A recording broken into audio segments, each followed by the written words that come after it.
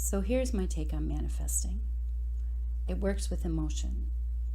Yes, it works with words, with thinking, but for it to really work like the Dickens, there needs to be emotion tied to it. Let me explain. In the beginning, God said, "Let there be light." God said, He spoke, He thought of an idea, He saw it before it happened, He felt what it would feel like to have light, and He spoke. When we speak, we create vibrations. Everything is vibration. Matter is in constant flux, always moving, always vibrating. So when we speak, the vibrations we create affect our surroundings. That is true. But there seems to be a piece missing, or we would all just go around speaking to the mountains to move and having them move. I know so many people who try to do this, but don't seem to get very good results. So what's missing? Faith. But it isn't just the kind of faith like Jesus said it so I believe it kind of faith. Like I'm trying to believe in something that is supernatural and I can't see. It's more like gravity. If I drop something, I know it's going to fall. It's a scientific fact. Well, so is speaking and changing things. You can explain it with physics. So we need to know that when we speak, things are going to change.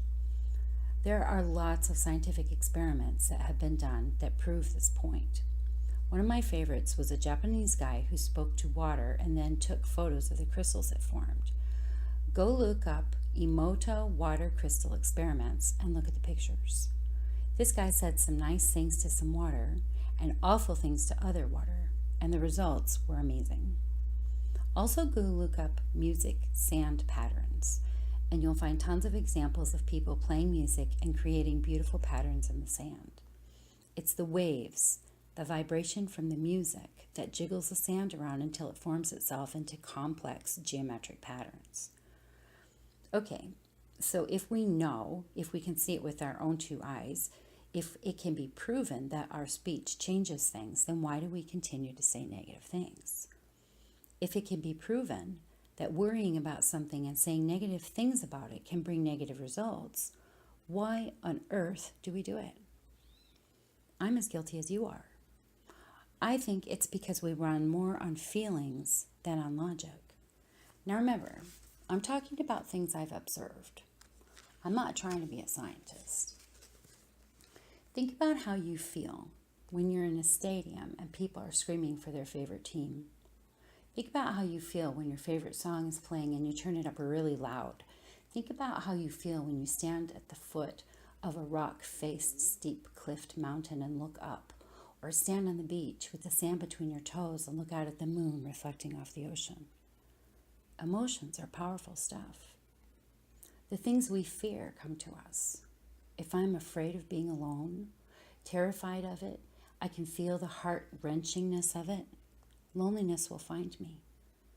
The opposite of fear is love. But I'm getting ahead of myself.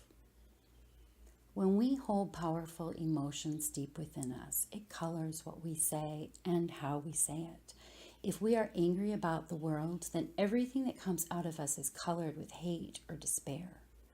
Picture the words you say coming out of your mouth having just been in your heart. They are vibrating with the energy inside you, the things that drive you. And when they are released, they are propelled, exploding out of a ball of energy in the pit of your stomach, like a vibrating ball of colored light, either buzzing and ringing with the shimmering strings of love, or pulsing and oozing with the dark dread of fear.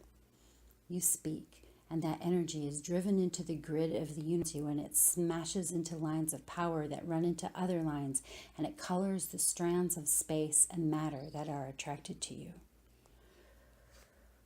Feel that inside you.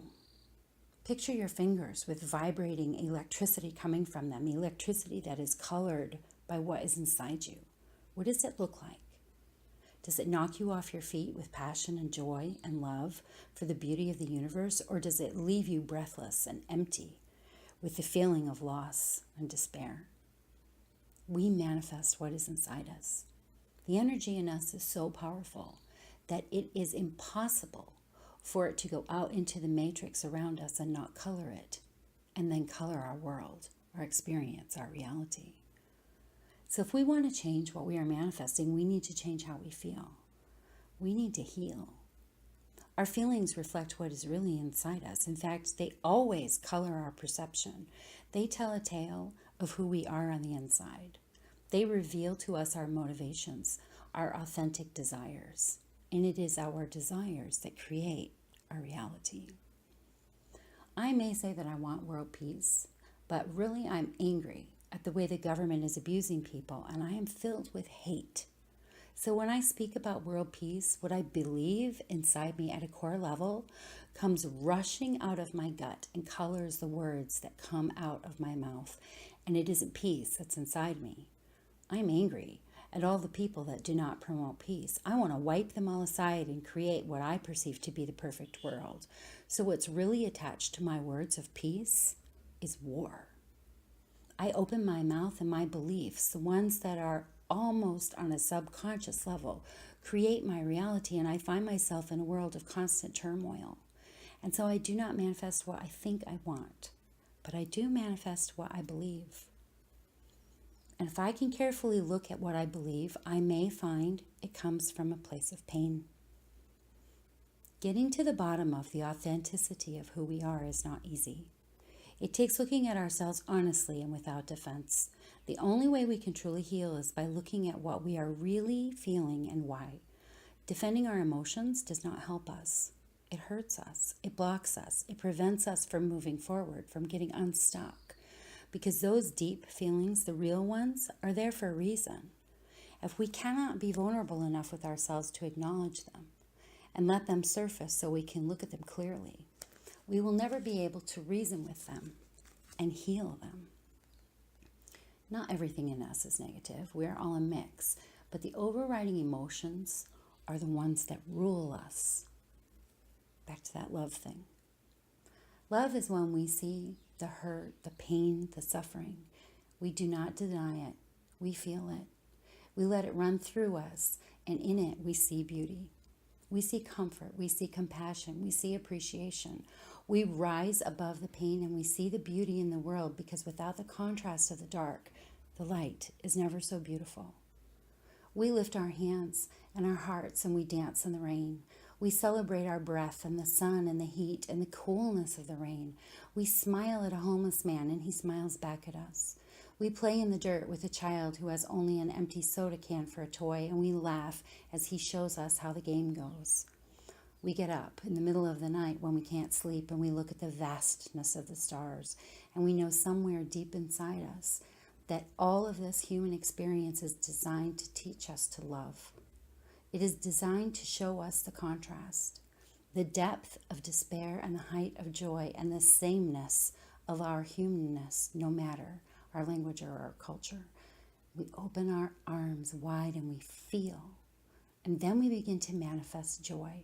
It comes to us like a wave of warmth and tingling vibration, and it permeates us down to our toes, and we are so filled we can hardly contain it. And what comes back out of us resonates with this magnificent feeling, and our world changes. Let go of your fear. Don't let it control you. Allow yourself to feel. Open the floodgates of your emotions. Let them pour out of you. Lift up your eyes. Let the rain come and cleanse you. You will manifest what's inside of you. So let it be love.